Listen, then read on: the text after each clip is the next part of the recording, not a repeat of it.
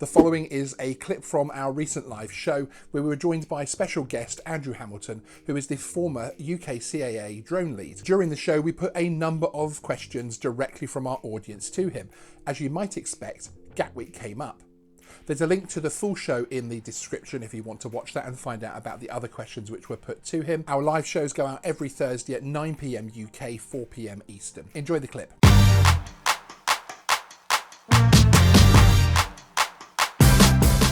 Andrew, a question for you. Jim, you mentioned one word or one place about 20 minutes ago. Gatwick, the old hop. Still 1 year later, Gatwick is still in the minds of drone users. I think even throughout the world, actually. What really went on there? Because still, I mean, we know that a couple who were charged were found not guilty. What really went on there? Is there anything you can say?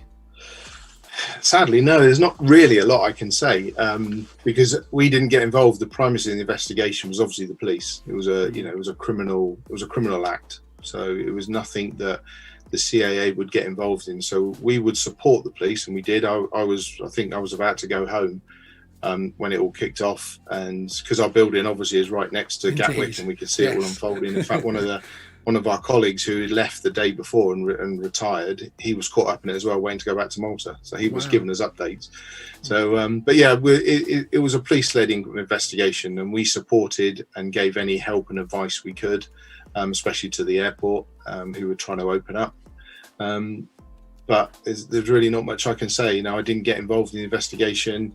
The police would have worked with Gatwick on reopening. Now, there must have been, through my experience in major incidents and investigations, there must have been a good reason to keep it closed for that long, because of the disruption to the public.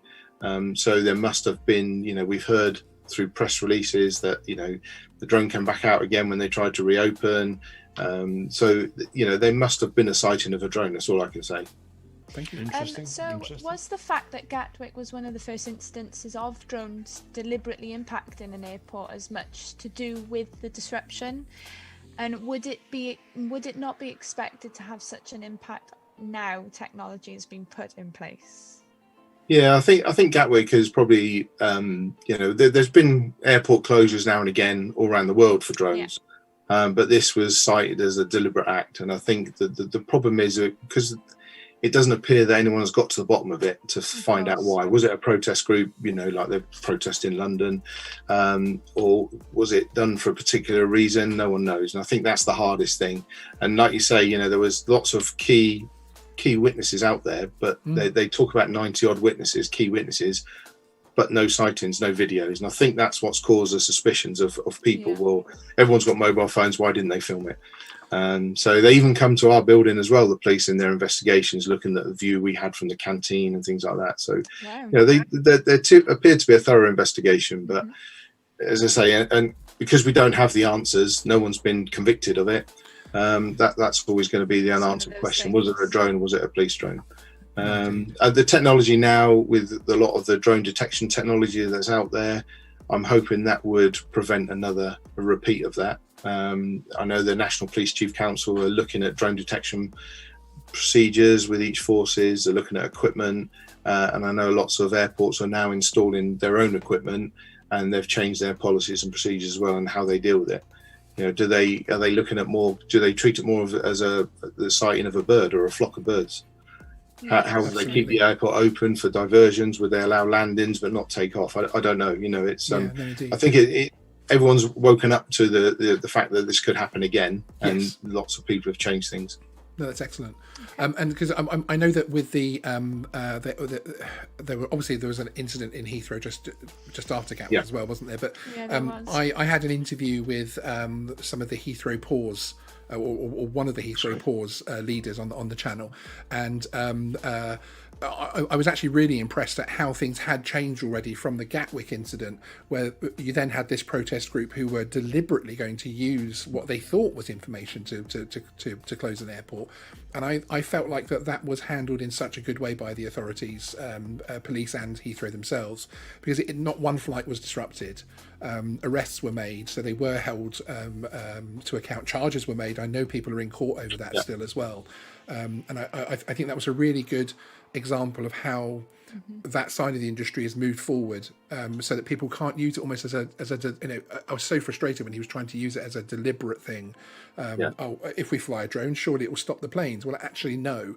And that perhaps also gives an indication of Gatwick from the point of view of, like you said, there must have been something there. Because if we had a group of people flying drones deliberately trying to disrupt Heathrow and they couldn't do it, the fact that Gatwick was stopped for such a long time suggests, as you say, that there must have been something there enough to worry people. Because there's no way, in my opinion, personal opinion, that an airport would want to lose that kind of money and that kind of PR as well, especially around the festive times. Just one follow-up question regarding the sightings. Were they during the day or were they at night time? My understanding is they started during the day, but then when they were looking at the way I read it in the press, because that's all I've got access to, was they were trying to reopen the runway and they have to do checks, and they send a vehicle out or they'll send an empty plane out or something just to do checks, and then another drone was sighted. So I think that's why it was more deliberate, but. They talked about inside knowledge, whether they're inside knowledge of the airport. I've seen that in the press as well. Yes. So yeah, indeed, yeah, and you'll know as a former officer yourself that it's so difficult on the cases that don't get resolved. It's so difficult to provide any kind of closure to people, and then you have something which had such international media coverage. It becomes, it becomes a beast of its own. What? Well, you're hanging around. I thought I'd hang around with you. What are we waiting for? Oh, that's it? Well, why are you still here then? It's like the blind leading the blind.